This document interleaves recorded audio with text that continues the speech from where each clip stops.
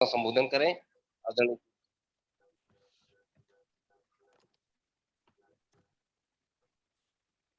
सभी को धन्यवाद।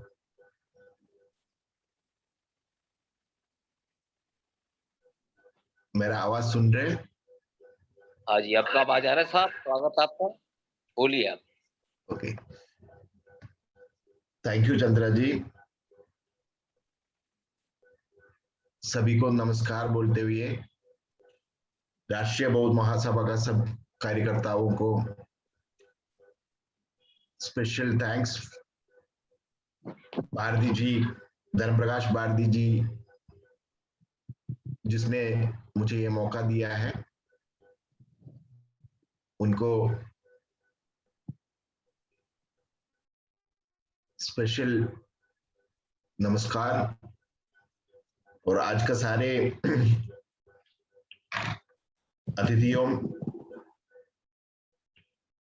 स्पीकर्स यादव जी और रसूल जी ने जी को हमने सुने थे। मैं आप लोगों से पहले बताऊं कि मेरा हिंदी थोड़ा सा वीक होंगे। अगर किसी को समझ में नहीं आने में दिक्कत हो रहे तो थोड़ा सा बता दीजिएगा। कंटिन्यू करें प्लीज सर, सबको समझ में आ रहा है। Okay, thank you. आज का जो विषय में मैं सीधा आना चाहूंगा, भाईचारा जो माइनॉरिटी कम्युनिटी है, जो धार्मिक अल्पसंख्यक है, उनके बीच में कैसे भाईचारा ले आए। जब हम भाईचारा की बात करते हैं कॉन्स्टिट्यूशन के संदर्भ में और बौद्ध धर्म के संबंध में, कॉन्स्टिट्यूशन जो है उसका प्रियम्बल हमारा सब भाइयों ने कम से कम 2-3 बार तो पढ़े होंगे। पूरा कॉन्स्टिट्यूशन का जो मकसद है, जो अल्टीमेट पर्पस है, वही ये देश में एक फ्रैटर्निटी डेवलप करे। हर नागरिक के बीच में फ्रैटर्निटी का मतलब है भाईचारा का दूसरा एक अंग्रेजी शब्द समझ लीजिएगा। तो कॉन्स्टिट्यूशन का पूरा की पूरा मकसद, अगर पूरा देशवासियों के बीच में सेक्स, कास्ट, कम्युनिटी, रिलीजन, ये सब के ऊपर भाईचारा लाना हो, और ये जो कॉन्स्टिट्यूशन है हमारा बाबा साहेब अंबेडकर जी का देन है, उन्होंने उसके लिए कुछ तरीका भी उसमें दिए हुई है आपस में भाईचारा लाने के लिए।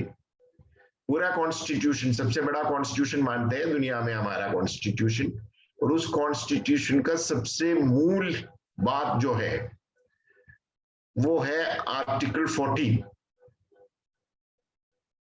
आर्टिकल 14 स्पेसिफिकली अल्पसंख्यक के लिए नहीं है, सबके लिए। और आर्टिकल 14, 15, 16 आगे जो भी देखेंगे, सबका जो मूल भाव है वो है समानता, आपस में एक दूसरे का समानता का भाव लाना। आर्टिकल 14 ने सब नागरिक को, सब सिटीजन को ये प्रॉमिस दे रहा है कि सरकार किसी के बीच में भेदभाव नहीं करेगी, कोई भी कास्ट का हो, कम्युनिटी का हो, रिलीजन का हो, सेक्स का हो। और भाईचारा लाने के लिए सबसे ज्यादा जरूरी एक इंसान दूसरे इंसान को समभाव से, समानता के नजर से, इज्जत बराबर की देखे, उनसे मिले, उनसे अपनी बात रखे और डेली का जो काम है उससे, उस विचार से जो सामने वाला इंसान हमारे बराबर का है, यही भाव लेके आना था। मगर इसमें कहीं ना कहीं बाबा साहेब ने भी ये बताया था, अच्छे कॉन्स्टिट्यूशन है, अच्छे तरीके दिए हैं, मगर जब तक ये चलाने वाला इसको ठीक से नहीं चलाएंगे ये मकसद नहीं आएगा। और यहाँ पे ही गलती हुई है। मकसद पहुंचने के लिए हमारा कॉन्स्टिट्यूशन का जो आपस का जो फ्रैटर्निटी लाने के लिए जो सबसे बड़ा दिक्कत ये आ रहा है, जो इस कॉन्स्टिट्यूशन को हमारे देश में चलाने वालों के मन में कहीं ना कहीं खोट आ गया है। वो एक दूसरे को ऊंच नीच भाव से देखने लग गए हैं, आपस में लड़ाने का जो पॉलिसीज अडॉप्ट करके सरकार का जो संपत्ति है उसका जो डिस्ट्रीब्यूशन समानता लाने का एक बहुत बड़ा टूल बनाने के लिए कॉन्स्टिट्यूशन बताया है। सरकार का संपत्ति जो है उसमें पब्लिक सेक्टर अंडरटेकिंग आएगा, या जो डेली पॉलिसीज है वो सब उस दिशा में चलाना है कि सबको बराबर का हिस्सा मिले। मगर आज क्या हो रही है आप लोग देख रहे हैं, जो डायरेक्टिव प्रिंसिपल्स जो बोलते हैं आर्टिकल 38 से शुरू होता है, 38 से 43 तक अगर आप देखेंगे दो तीन चीजें बहुत ही अहम है। उसमें है एलिमिनेट इनइक्वालिटी, जो इकोनॉमिक इनइक्वालिटी जो है वो एलिमिनेट करना है।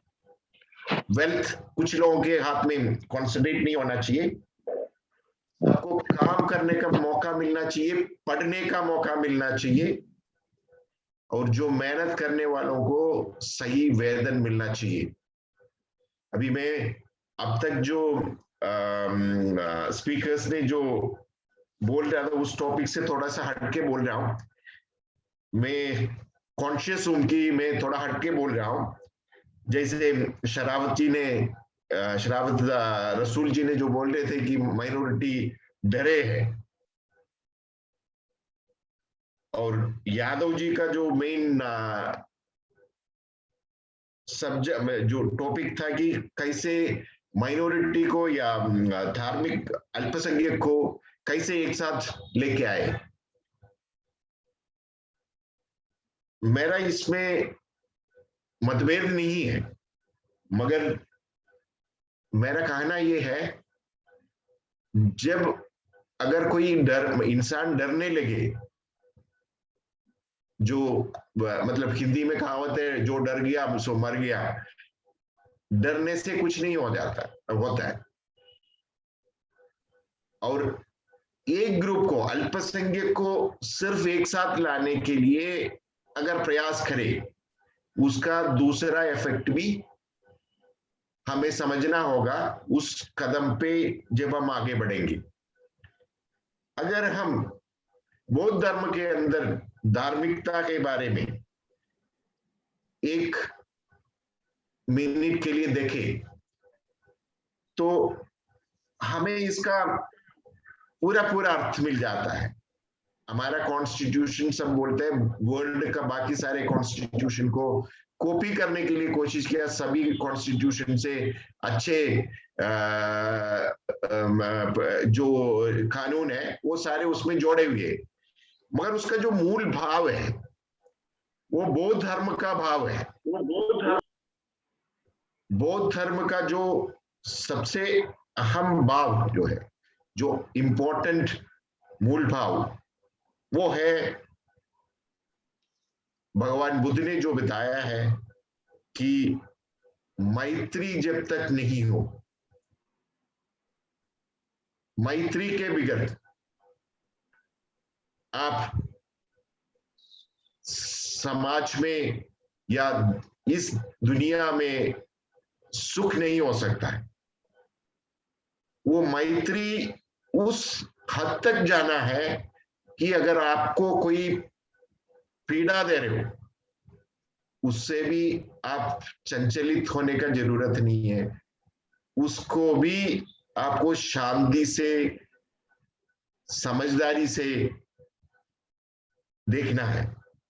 अगर इसमें बाबा साहेब का ही दूसरा किताब है जो बुद्धा और धम्मा, उसमें मैत्री के बारे में जो लिखा है उसका उदाहरण आप लोग जानते हैं। जैसे जमीन में अगर कोई किसान खुदाई करते हो तो जमीन उससे बिल्कुल हिलता नहीं है। गंगा में कोई आग लगाने के लिए कोशिश करते हैं तो गंगा बहना बंद नहीं करते। ये मैंने नहीं कह रहा हूं, बुद्धा और धम्मा का एक पेज मैंने पढ़ने के लिए मौका मिला तो उसमें मैंने ये देखा है कि मैत्री के लिए आपको दूसरे क्या काम करता है उससे बिल्कुल चंचलित होने का जरूरत नहीं है। और मैं ये किस लिए बोल रहा हूं, बौद्ध धर्म सबसे इंपॉर्टेंट है। अगर आप देखेंगे हमारे देश में धर्मों में, अगर माइनॉरिटी धर्म में सब वक्ताओं ने बताया था अलग अलग 6 धर्म है, उसमें आज का डेट में 2 तरीके से डिवाइड करने के लिए कोशिश करता है। जो इंडिक रिलीजन है, जो इंडिया में जो जन्म लिया हुआ रिलीजन है, और जो भारत के बाहर जो जन्म लिया जो रिलीजन है, जैसे बुद्धिज्म और जैनिज्म इंडिया में जन्म लिए हैं। अगर क्रिश्चियनिटी या इस्लाम या पारसी या जूइश, ये सारे इंडिया के बाहर जन्म लिए हैं। मगर हमें हिस्ट्री समझने के लिए यादव जी ने थोड़ा सा याद दिलाया था। हम जानते हैं बुद्धिज्म BC 600 के पीरियड में, मतलब 6th सेंचुरी के पीरियड में बुद्धिज्म, भगवान बुद्ध ने जन्म लिए थे, बुद्धिज्म का शुरुआत हुए थे। जो भी रिलीजन है, अगर आप इंडिया का जो रिलीजन है, जो माइनॉरिटी रिलीजन जो कहते हैं, वो अगर देखेंगे जूइश रिलीजन देश में बहुत ज्यादा नहीं है, बहुत फ्यू लोग हैं उसमें। उसके अलावा जो भी रिलीजन है वो सारे बुद्धिज्म के बाद आए हुए रिलीजन है, वर्ल्ड में कहीं भी हो। और बुद्धिज्म और जैनिज्म जो उनसे, बुद्धिज्म से पहले जो है, दोनों का मूल भाव में ज्यादा अंदर नहीं होंगे। अगर हम देखें जो इंडिया के बाहर हुए जो माइनॉरिटी रिलीजन है, जैसे क्रिश्चियनिटी है, क्रिश्चियनिटी का जूइश रिलीजन से जन्म लिया है। उसके जो अंदर है सिर्फ एक ही कानून है, 2 कानून है क्रिश्चियनिटी का। एक तो भगवान को, एकमात्र भगवान को पूजा करता है, और दूसरा जो है लव योर नेबर, अपने जो नेबर है, जो अपने साथी है, अपने जो साथ रहने वाले लोग हैं, उनसे दोस्ती करने का या प्यार करने का। और ये कहां से आया? ये अगर आप देखेंगे, ये जो भाव है धर्म में, कोई भी धर्म में हो, वो जब तक जब तक बुद्धिज्म का जन्म नहीं हुआ तब तक ये नहीं थे। और भगवान बुद्ध ने एक दूसरे को प्यार करने का, जो मैत्री का भाषा का जो हम बताते हैं, कॉन्स्टिट्यूशन का जो पर्पस की बात कर रहे हैं, वो भगवान बुद्ध ने BC 6th सेंचुरी में अपने लोगों को समझाया है। और वो कैसे करना है, वो भी एक ब्राह्मण एसुकारी ने बोध से भगवान बुद्ध से पूछा था कि जो कास्ट सिस्टम में जो ब्राह्मण जो 4 वर्णा जो है उसमें कैसे उसमें वो सही है या गलत है, तो उसके उत्तर में उसको ठीक से भगवान बुद्ध ने ये बताया था ये बिल्कुल गलत है, और उसके लिए उन्होंने सीधा सीधा बताया था कि आपको जैसे आप है वैसे दूसरे को भी देखना है, समझना है, डील करना है, व्यवहार जो डेली है। मेरा कहने का मतलब है जो कॉन्स्टिट्यूशन का जो मूल भाव है, प्रियम्बल में जो पर्पस लिखे हैं और आर्टिकल 14 में जो तरीके बताए हैं, ये दोनों भगवान बुद्ध ने दिए हुए हैं। और बाकी जो धार्मिक अल्पसंख्यक जो रिलीजन है, इंडिक रिलीजन हो जैसे सिखिज्म है, सिखिज्म में किसी को भेदभाव से नहीं देखते, ना तो इस्लाम में नहीं देखते, क्रिश्चियनिटी भी वही है। तो हर एक जो अल्पसंख्यक रिलीजन है उसने उन रिलीजनों ने बुद्ध रिलीजन का कहीं ना कहीं से डायरेक्टली या इनडायरेक्टली उसका जो आध्यात्मिक या स्पिरिचुअल जो प्रिंसिपल है वो अपनाया हुआ है। अभी हम कॉन्स्टिट्यूशन में मैं ज्यादा वक्त नहीं लूंगा, मैं कॉन्स्टिट्यूशन का प्रोविजन जैसे आर्टिकल 25 to 28 और 29 और 30 जो माइनॉरिटी और रिलीजियस फ्रीडम वगैरह है उस पे मैं जाऊंगा नहीं, क्योंकि ज्यादातर अब सब लोग ये सारे सुन चुके होंगे, ये सारे पढ़ चुके होंगे। मगर मैं सिर्फ ये कहा कि मेरा बात विराम दूंगा कि हमें जो धार्मिक अल्पसंख्यक से एकजुट करने के लिए तरीका जो है हमारा आध्यात्मिक जीवन, आध्यात्मिक सोच, उससे हमें देश का मेजोरिटी बनना है।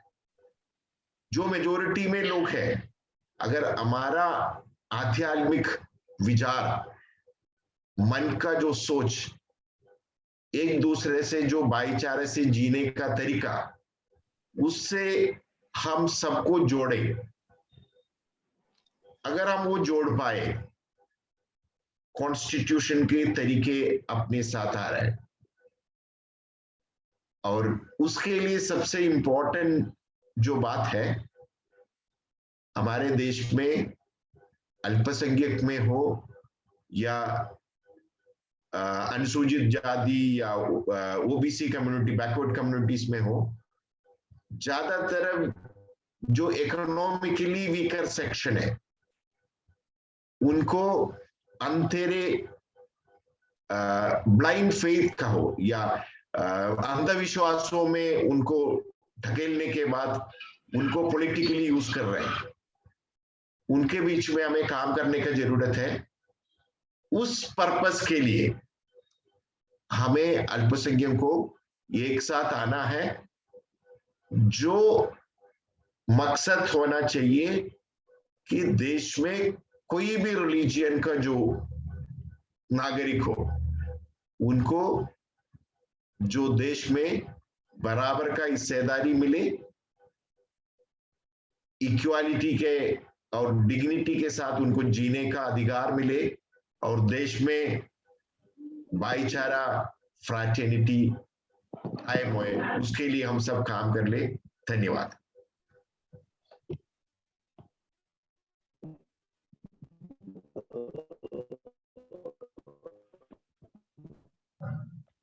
वेरी स्पेशल थैंक्स सर, आपने बहुत अच्छे तरीके से जस्टिस, लिबर्टी, फ्रेटर्निटी को बहुत अच्छे तरीके से रखा है। इन तीनों के होने पर ही इक्वलिटी दिखाई देती है। माननीय चंद्रा साहब, आप आगे बात को बढ़ाएं। माननीय बीएल चंद्रा साहब। अभी आप आदरणीय पीआई जोश साहब, सुप्रीम कोर्ट एडवोकेट साहब को साथियों सुन रहे थे। बहुत ही विद्वान साथी ने अपना विस्तार पूर्वक समझाने का प्रयास किया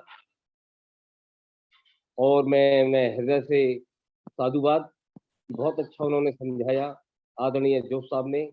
और मैं कार्यक्रम को आगे ले जाते हुए आज के कार्यक्रम की अध्यक्षता कर रहे बहुत ही वरिष्ठ सम्मानित हमारे आगरा उत्तर प्रदेश से जथेराज जी दलजीत सिंह जी कथुरिया जी,